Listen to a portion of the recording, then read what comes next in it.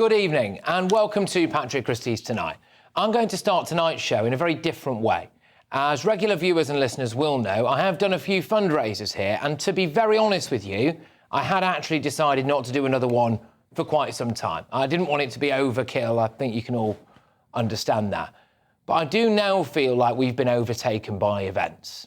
I've been in the news industry for about 10 years now, and in that time, I've seen the issue of child sexual abuse and exploitation, most notably grooming gangs, specifically Pakistani rape gangs, drop in and out of the news cycle. There'll be a big fuss made about it for a few weeks, and then it goes away again. But the one constant in all of this is the victims, the survivors. There are hundreds of thousands of victims of child sexual abuse, and there are more every single day right across the country. It is still happening right now. I know this is an issue that GB News viewers and listeners care deeply about. It's an issue that I care deeply about. And I wanted to do something that would hopefully last forever. The survivors have suffered for decades, but I know, like me, you'd like to help them. I have decided to launch a fundraiser for the Maggie Oliver Foundation, and you can go to gofundme.com/stop grooming gangs. That's gofundme.com/stop grooming gangs. Now, I've set a target of £100,000, which might be quite ambitious, but I know the strength of the feeling on this issue, and I thought, well, we might as well aim big, mightn't we? And I'm planning on running this for this week, so we need to crack on. Maggie blew the whistle on the rape gang epidemic in Greater Manchester. Her foundation gives support, both through legal support and through therapy, etc., to all victims of child sexual abuse, and she has worked tirelessly to help save and rebuild their lives. We've been talking a lot about these poor, vulnerable working-class girls abused on an industrial scale in places like Rotherham, Rochdale, Oldham, Bradford, Oxford, Aylesbury, everywhere. It's happening everywhere. Well, tonight, let's show them and all the other survivors out there in the country how much we care. So please go to gofundme.com/stop grooming gangs and donate now. The link is on the bottom of your screen if you're watching us on telly. We also have a QR code that we'll be bringing up at some point shortly. There it is. Right, you go, right on cue. There's a QR code there. So I believe if you hover your phone over that, then it should take you to the relevant page. That target that we've set is £100,000.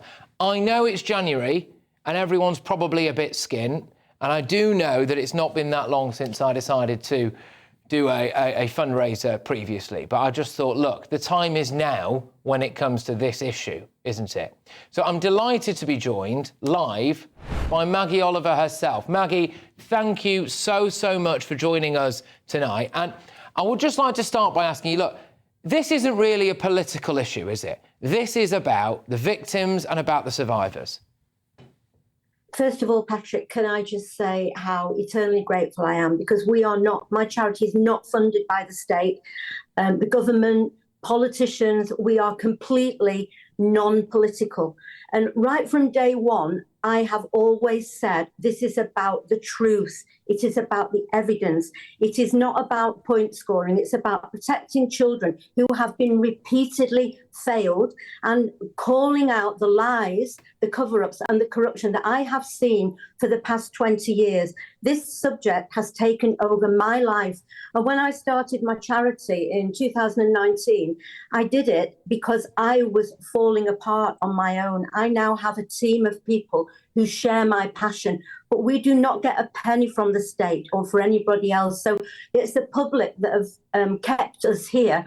And I take it's been my life, but I take very seriously the responsibility to try to give victims a voice. We support them both on the emotional support side, where we dedicate a call every week with a trained ambassador who listens to the same stories, supports one person over many weeks, sometimes many months, people who have never had anywhere to go to talk safely. On the other side, we advocate legally for victims and survivors who are being written off and blamed. Even now, we go and help them be heard within the police forces. So something like this will be... Can I ask you, Maggie, can I ask you about some of the people that you've helped and what they've been through, just so that our viewers and listeners can get a handle on the kind of people and the kind of experiences that they've unfortunately had to live through, that their money is now going to go towards helping? Oh God, I don't know where to start. All I would say is that, you know, it's been very easy to blame, to judge, to criminalise, to belittle the experiences of generations of children who have been failed. I mean, we've helped nearly 5,000 survivors since I started in 2019. I mean, one that springs to mind right now, and some of these cases take years. You know, they're delayed and the victims are silenced. They're not allowed to speak out. We've got one young woman now who was abused, raped from the age of 13. She is now 30, and she has been silenced really by the system. They are now trying to criminalise her for what they say are lies. I would say that this is an epidemic of cover-ups that has lasted. I've been dealing with it for 20 years. And it's so easy to silence a child by saying that they're making a lifestyle choice, that they are complicit in their abuse. But the consequences, Patrick, are lifelong. And what makes it worse is when the system turns away from them, because then they are completely isolated. And we are one of the only places I know that they can come safely. And just on that, how do you help them? So if there is somebody out there who has been, or let's be honest, continues to be, because this is an issue that is still going on, continues to be a victim and a survivor of this epidemic of rape gangs up and down the country, and they contact your foundation, what happens?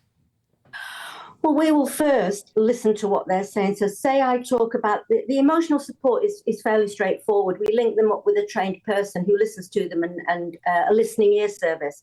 The legal advocacy is extremely complex. And, you know, for instance, we had a little girl we actually had a dad of a little girl who was 11, and she had been targeted online. They got the hooks into her and persuaded her to send eventually some inappropriate photographs. The dad found these messages on the phone when he took the phone off the little girl and reported it to the police. The police went, 2 police officers went and basically walked in and said to the little girl, bear in mind she was terrified in the front room. Her father had seen naked pictures of her. She thought she was talking to a boyfriend. The police walked in and they said to the dad, we don't want to speak to you, we want to speak to your daughter. They walked up to the little girl and they said, right, before you say anything, what you've done by sending those photographs online is criminal behaviour, but delete the messages, delete everything off your computer and we'll say no more about it. The dad he threw those officers out. The dad came to us and we were able to advocate for that family. And it turned out that there was a gang of, I think, 35 abusers behind that one message, the one who was messaging that child. Now, if we didn't get involved, that would never have gone any further. So it's impossible for me to explain what we do. But go to our website, the MaggieOliverFoundation.com. We've got survivor stories. We've got feedback. Our help is life-saving for those who have been silenced or written off for years. And it isn't always about a criminal prosecution, Patrick. In fact, it rarely is, because less than 2 in every 100 reported rapes or gang abuse ever reaches court. But that's 98 victims who have had their lives destroyed and been silenced. And the other thing I want to see, and I am not dying before I see it, is a senior police officer or a senior social worker charged with gross misconduct, with criminal misconduct in a public office, malfeasance. They have turned away. They have, repeated governments, senior police officers, councils, social workers have pretended that this was not going on. And I have never I lost everything to speak the truth. But I am proud of myself because I spoke the truth, and now the country knows. Absolutely. I'm like a broken record. It's like Groundhog Day. But I am so grateful to GB News for all the work you've done. I am going to stop you there because I thank you, but I don't want you to be grateful to us. I don't think anyone here wants you to be grateful to us. Well, every single person should be incredibly grateful to you. And Maggie, I'm just looking at the link now, and people can see it on the bottom of the screen, which is it's gofundme.com/stop grooming gangs. That's gofundme.com/stop grooming gangs. And we are now at £24,477. And that fundraiser started, 13 minutes ago, all right? So this shows you, Maggie, how much people love you and care about you, and how much people care about the victims of what has been going on and the survivors of what has been going on. So thank you so much, Maggie, for everything you do.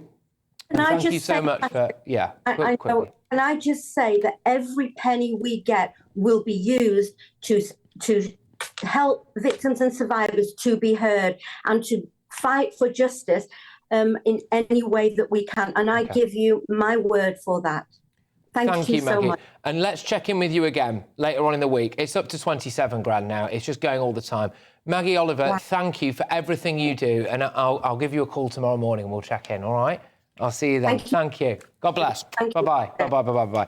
Oh, gosh. Well, look, thank you, everybody, for that. It's up to 29,000 now. We're going to keep checking in with this over the course of the day, but thank you for showing what I knew was always true, what you knew was always true, which is that every single one of us actually really cares about these victims and survivors. And you can go to gofundme.com/stop grooming gangs. This will fall in and out of the news agenda, but what will last forever is the donations that you give. That will save lives. So thank you so much.